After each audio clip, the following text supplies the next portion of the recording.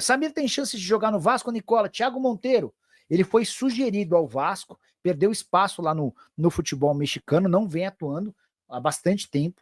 A questão é financeira, ele ganha $1.550.000 por temporada. Se você trouxer para a nossa moeda e dividir por 13, isso equivale a R$750.000 por mês. Não há condição financeira para o Vasco fazer um investimento desse tamanho, mesmo que seja de graça. O que os caras estão tentando é pedir uma ajuda para o time mexicano, mas não está fácil. Pode atualizar sobre o caixa do Vasco em decadência após a 777? O DG eu ainda nem consegui publicar em vídeo, mas ontem eu estava trazendo alguns detalhes que são importantes. Quando essa diretoria assume o Vasco, ela assume um clube que tinha em pendências, em dívidas vencidas com outros clubes do mercado, R$55 milhões. Eu estou buscando aqui, ó, só para trazer o número direitinho, né? Não é legal a gente... Mas vamos lá, ó, quer ver, ó? Aqui, ó, R$51 milhões em dívidas vencidas com outros clubes, R$5,5 milhões com dívidas vencidas com atletas do elenco. Isso aqui já tinha passado, isso sem contar dos outros parcelamentos todos, né? Aí ainda surge €2 milhões para você pagar pelo João Vitor ao Benfica, porque o time não foi rebaixado, e enfim, essas coisas todas.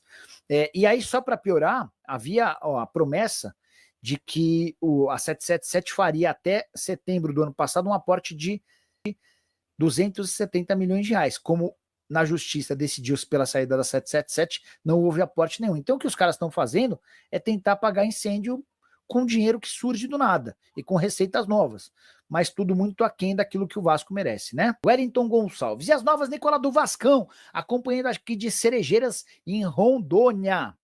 Que legal, sempre acompanho seus vídeos. Um abraço para você e para toda a galera de Cerejeiras. Bora dar uma atualizada rápida sobre o Vasco. Primeira coisa, negociações com o Marinacci estão em compasso de espera. O magnata grego vai fechar ou com o São Paulo ou com o Vasco. Negociações estão em fase mais avançada com o São Paulo, até porque as tratativas começaram bem antes. Sobre reforços para o Vasco. Até aqui, reforços modestos. O Vasco tem encontrado muita dificuldade financeira. Por exemplo, perdeu um atacante de lado de campo do futebol uruguaio para o rival Fluminense. Não conseguiu avançar com nenhum dos nomes dos zagueiros mais renomados, como, por exemplo, o Davi Luiz. E os reforços do Lucas Freitas, que veio do Palmeiras numa negociação casada, e do Oliveira, que rescindiu seu contrato no Cruzeiro. O Vasco tem R$40 milhões para gastar com o departamento de futebol na atual temporada. E havia um planejamento de gastar R$15 milhões com reforma e melhorias do centro de treinamento e R$25 milhões com contratações. É pouco dinheiro para um clube do tamanho do Vasco, especialmente com todo o tamanho da torcida. Bom, e eu já tinha falado dentro do nosso papo sobre as dificuldades financeiras que o Botafogo está atravessando. E hoje, o GE publicou uma matéria que atrasos na premiação, pagamentos de verbas também, estavam incomodando o elenco do Botafogo. Aí me veio à cabeça um papo que eu já tive com vocês aqui. Eu falei, cara, vou fazer um vídeo sobre isso. Porque o que vale mais? Uma gestão séria ou um modelo jurídico? Por que eu estou levantando esse assunto, torcedor? Ontem, inclusive, na live, o Walter me perguntou, aliás, o Eric Fernandes, direto dos Estados Unidos, falou, Fábio, o Vasco é autossustentável? E a minha resposta foi, sim, desde que tenha uma gestão séria que leve o clube sempre para frente. E aí, claro, que se a gente falar isso, o torcedor vai falar assim, cara, você é maluco. Quantos gestores já passaram por lá e nada aconteceu? Pelo contrário, é sempre aquele papinho no nosso ouvido, aquela encheção de saco, e a dívida só aumenta e o Vasco não sai do buraco. Verdade. Você tem toda a razão. Mas será que não haverá um gestor sério, competente, que fará junto com a sua equipe uma gestão responsável, profissional, capaz de comandar as finanças do Vasco e fazer dele um clube, ou melhor, um futebol autossustentável? Hoje, e é um caminho sem volta, a não ser que uma AGE, uma Assembleia Geral Extraordinária, aprove a volta ao outro modelo, mas o Vasco hoje é SAF.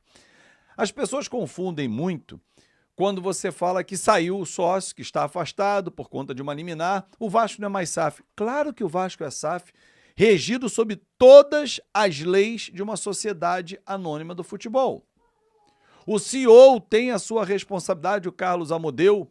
O CFO também tem. O Pedrinho, que é quem responde hoje pela sociedade, também tem.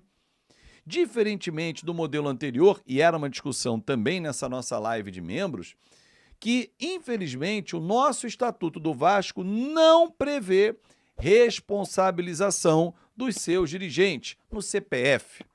Outros clubes já deram essa guinada, essa mudança de chave. Mas o Vasco dificilmente vai aprovar. Provavelmente porque muitos têm interesse que a bagunça continue. Mas eu não vou falar daqueles, muitos não, poucos, mas que são numerosos dentro do universo que votam ali do conselho. Mas vou falar para o torcedor vascaíno que está de saco cheio do que está vendo por aí. E você vai entender, quando eu faço alusão ao Botafogo, como é que eu chego no modelo do Vasco. Hoje, o Vasco da Gama está em busca de um novo sócio. Pedrinho já declarou isso inúmeras vezes. E na entrevista que ele concedeu a mim, no dia 13 de dezembro de 2024, ele foi muito claro. O interesse dele é zero em continuar no comando, mas também foi muito responsável ao passar para você, torcedor, o que ele quer e como ele quer proteger a instituição, o Vasco da Gama. Óbvio que uma negociação como essa de venda de ações de um valor bilionário, porque o valor será bilionário, não é do dia para a noite. O maior interessado nesse momento, há outros, mas o maior chama-se Evangelos Marinax. Mas o grego não virá com duas conversas e vai levar 70% das ações. Existem vários fatores envolvidos.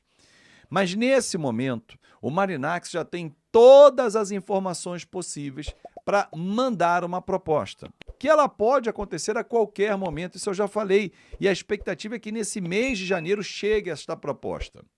Só que até que venha essa proposta, que ela seja aceita ou haja uma contraproposta do Vasco, que é o sócio interessado, uma contraproposta do Marinax, o dia a dia segue.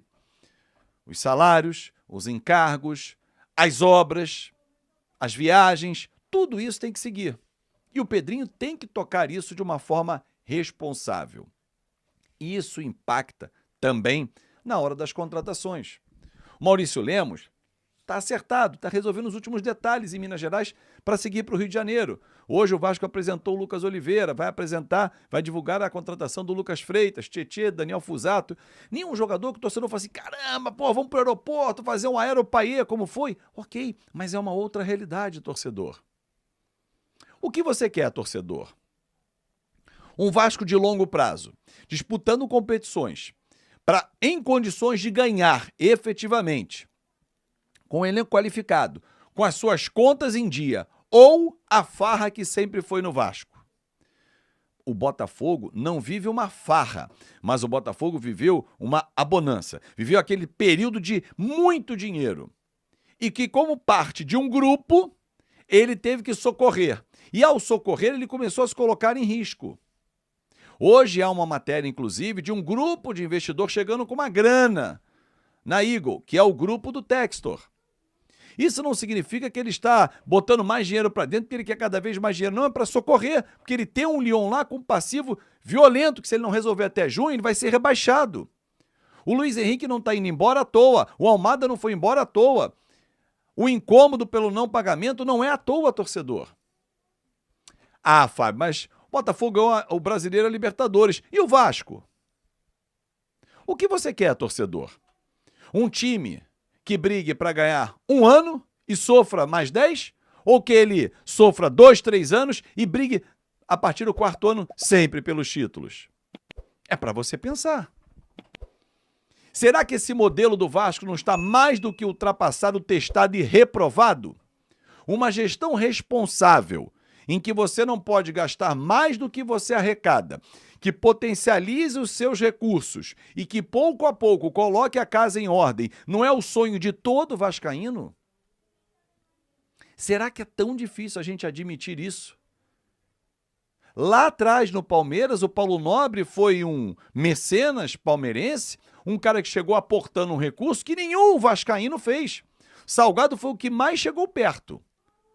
Perto longe, obviamente. Porque, segundo consta, Paulo Nobre botou mais 200 milhões de reais. O Salgado botou algo em torno de 30. Mas por que não tem nenhum vascaíno que aportaria 200, 300, 400 milhões e resolveria os problemas do Vasco? Até agora, até hoje, 2025, não teve. E o que faltou até hoje, Fábio? Uma gestão responsável. E por que não pode ser a gestão do Pedrinho? Qual é o preconceito que há em relação a isso? Ou será que há um desejo de alguns que continue essa bagunça e que nem venda? Não sei. O que eu desejo, torcedor, é que o Vasco tenha anos de conquistas, de brigas por títulos, e não de, caramba, que desespero, pagar a conta, fechar a folha salarial, contratar jogador ruim. Não! E um detalhe, esse elenco de hoje, se fizer um corte dos últimos 10 anos, é disparado o melhor elenco dos últimos 10 anos, por exemplo. Me aponta aqui no comentário um elenco melhor dos últimos 10 anos. Eu vou parar em 2012. Então, dos últimos 13 anos, de 2013 para frente, 13 até 25, aponte um elenco melhor do que esse. Se a gente está conseguindo olhar para frente e enxergar melhora, só não apoia quem quer ser do contra, e quem quer ser do contra, um grande abraço. Um abraço para você, torcedor vascaíno. Até amanhã aqui. É isso aí, torcedor vascaíno. Peço sua opinião nos comentários sobre essa crise financeira do Vasco, que a equipe atravessa, né? Por não conseguir ainda fechar com uma SAF, não ter um investidor para comprar a SAF do clube. E o Vasco fica aí nessa situação. O torcedor quer que o clube contrata jogadores de peso, mas o Vasco, numa situação financeira ruim, não tem condições de trazer jogadores com mais qualidade para o elenco e busca mais alternativas, né, no mercado. Por isso chega jogadores emprestados e jogadores também em fim de contrato. É a busca que o Vasco vem fazendo mais no mercado no momento, sem poder trazer grandes jogadores para reforçar a equipe. Então peço que deixe o like no vídeo, se inscreve no canal e ative as notificações para receber os próximos conteúdos.